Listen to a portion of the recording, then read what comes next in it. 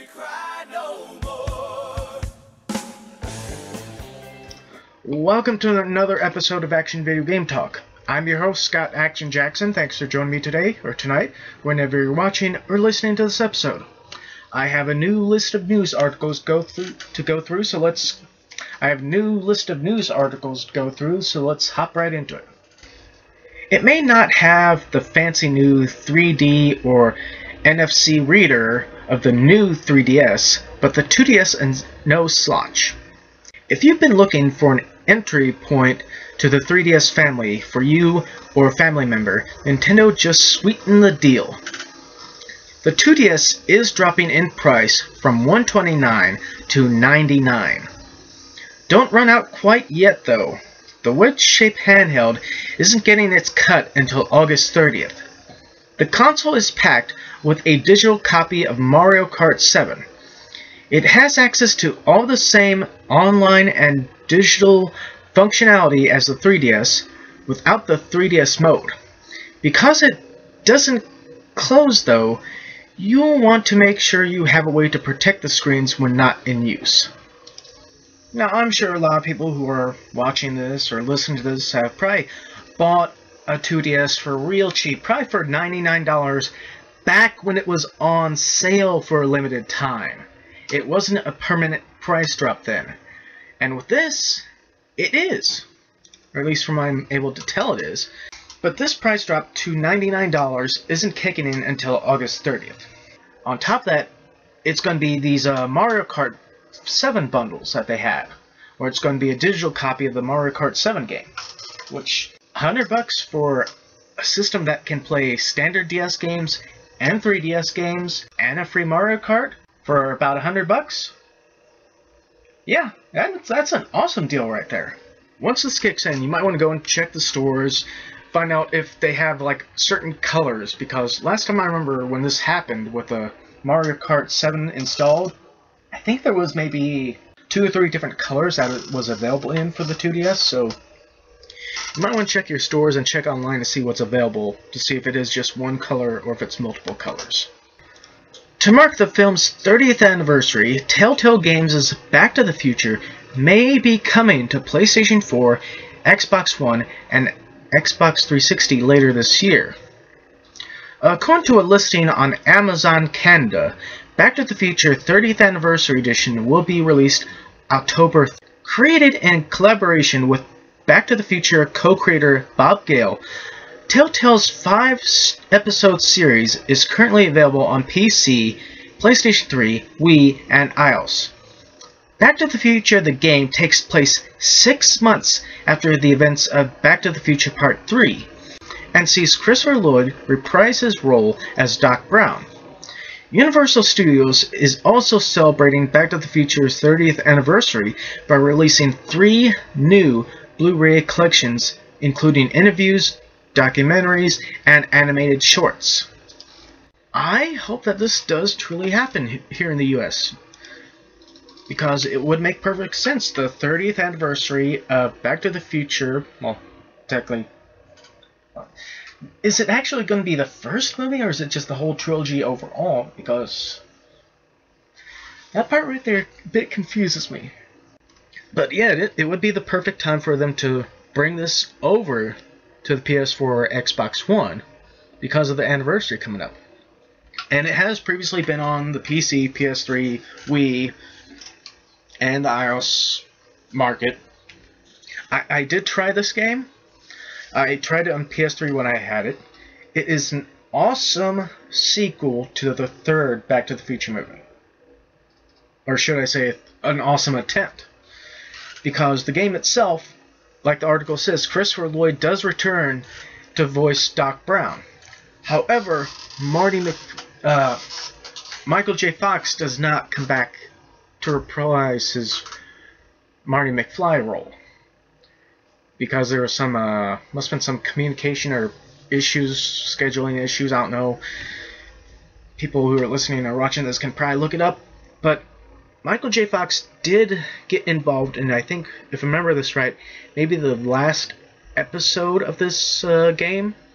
He voiced one of the McFly characters. But they did bring in Telltale, along with, I guess, Universal, brought in another guy who hands down awfully close to Marty. So that kind of works. It's just a shame that they wasn't able to use Michael J. Fox for Marty McFly when they started. But yeah, like I said, I would be glad and happy to see this actually be released on Xbox One and PlayStation 4, because to me it felt like a true sequel to Back to the Future 3. Except I don't remember Claire or Doc's kids getting involved in the game. Although the ending itself was a bit confusing as well. At the D23 Expo, Disney announced 2 different bundles that will allow fans to get their hands on a Darth Vader themed PS4 and controller inspired by Vader's suit. The hardware comes bundled with either DICE's upcoming Star Wars Battlefront or Disney Infinity 3.0. The Battlefront bundle will contain a custom 500GB PS4 decked out with Darth Vader's helmet, a DualShock 4 wireless controller, and a copy of Star Wars Battlefront Deluxe Edition. In addition to Darth Vader on the side of the system, there is a Star Wars logo across the top of the PS4. The Disney Infinity 3.0 bundle will contain a custom 500GB PS4, a DualShock 4 wireless controller, and a copy of Disney Infinity 3.0 edition, the Disney Infinity base. The Rise Against the Empire Play Pack features Luke Skywalker and Leia figures, as well as Rise Against the Empire Play Set piece, and the Boba Fett figure as a PS4 exclusive. Now here lies 2 different ways that you could get a hold of this Darth Vader system, if you will. Both of which I have not heard of them actually announcing at any stores, though. One is through a Battlefront bundle, which contains the system itself, which is decked out with the Darth Vader stuff, and comes with the Battlefront Deluxe Edition game. And the other way is through a Disney Infinity 3.0 bundle, which comes with the Rise Against the Empire playset pack, my mistake, and also with a Boba Fett figure.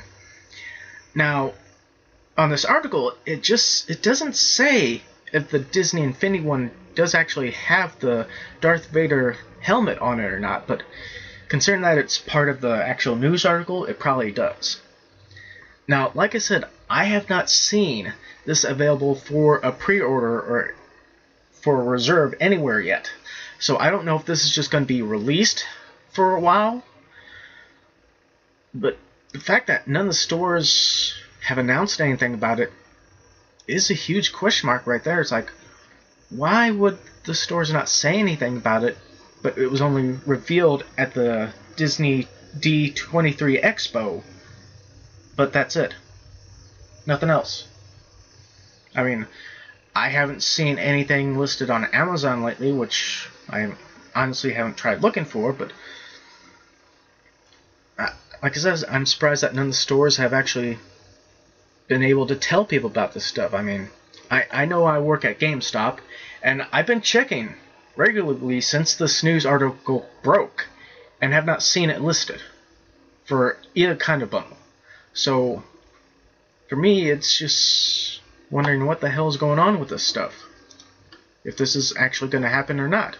Of course, knowing my luck, once I actually post this up on YouTube or wherever, and this article gets out, this Action Video Game Talk article gets posted, something will probably pop up to the stores to actually start announcing it and stuff, because that's usually my luck. Disney Infinity 3.0 will feature Kingdom Hearts Keyblade weapon as an ultimate unlock. Gamers who unlock all the Disney Infinity figures in the game's Hall of Heroes will get the special item.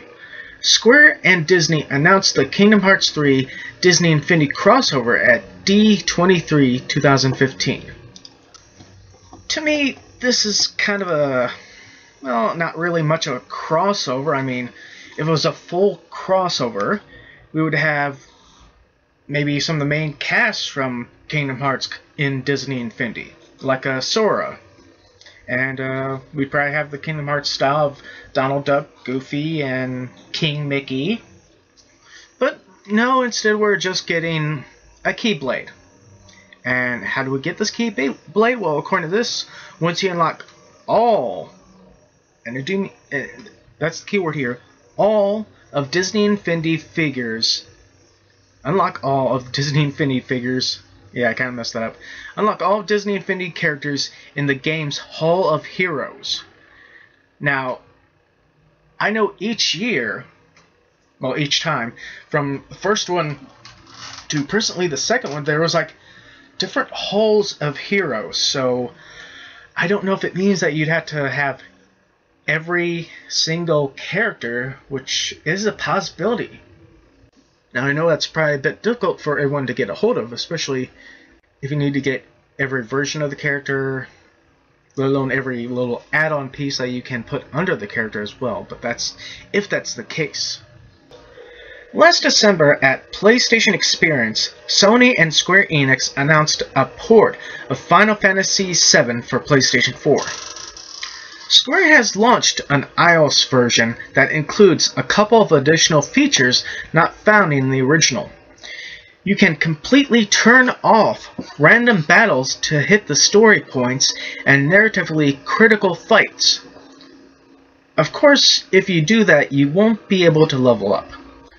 To fix that, Square Enix has included a max stats option to make your characters unstoppable. Final Fantasy VII is priced at $15.99. So those that have noticed, most of the Square Enix Final Fantasy games for iOS is usually about the same price, about $15 to $16, which is kind of a given. Now with this, the one thing that confuses me is that you can actually turn off the random battles. That's not exactly a good thing, is it? No. But the fact that they have this max stat option does kind of make up for that. Then again, I kind of wonder.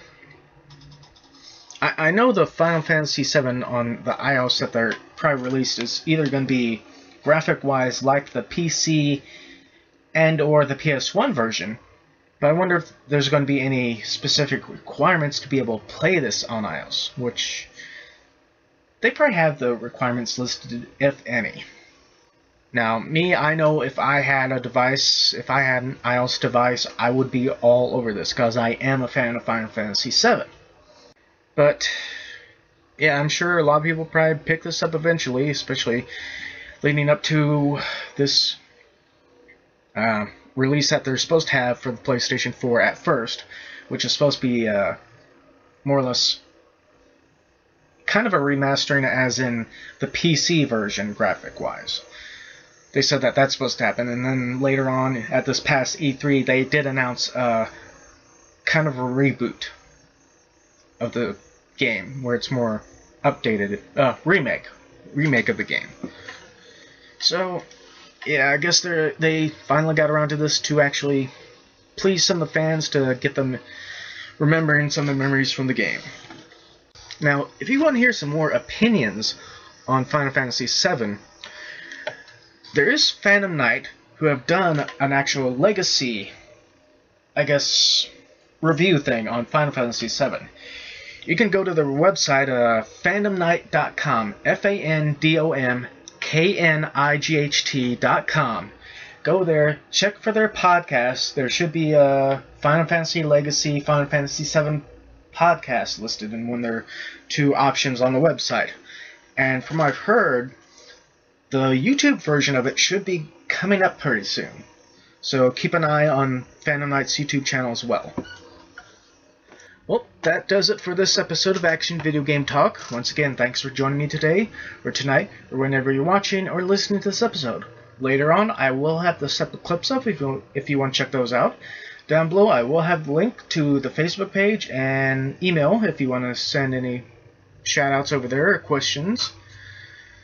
And that's it. So until next time, bye.